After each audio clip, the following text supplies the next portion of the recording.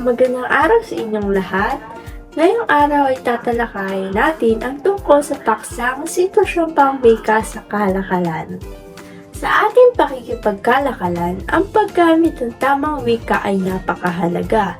Ang sitwasyong pangwika sa kalakalan ay nagsisilbing daan upang mas maging mabisa at organisado ang isang transaksyon o negosyo. Ilan sa mga halimbawa nito ay ang pagbili natin ng ating mga pangangailangan sa araw-araw na kung saan nagagamit natin ang tamang wika sa pagbabayad o mas tinatawag na transaksyon.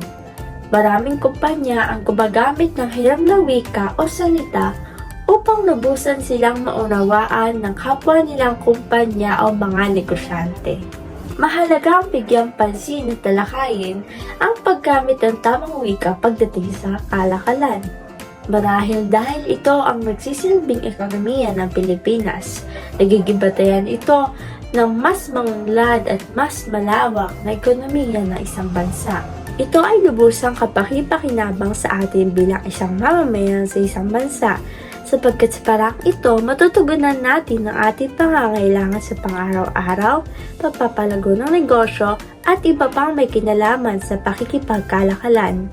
Bilang isang bansa, nagagamit rin natin ito upang makipag-ugnayan at makipagkalakalan sa ibang bansa. Ipinapahayag nito na lubusan ngang malawak ang ating wika sapagkat nagagamit natin ito sa pakikipag-ugnayan at kalakalan sa ibang tao at ibang bansa, na kung saan ay minsan ay gumagamit tayo ng hiram na salita upang matugunan at makipag-ugnayan sa ibang bansa pagdating sa ating pakikipagkalakalan. Bilang estudyante, nagsisilbing kalakalan sa akin ang pagbili ng pangangailangan sa araw-araw, pati na rin ang aking mga kagamitan. Bilang panapos, ang kalakalan ay formalisado at organisadong ugnayan, kaya't nangangailangan at nararapat na gumamit tayo ng tamang wika at salita na naaayon sa sitwasyon.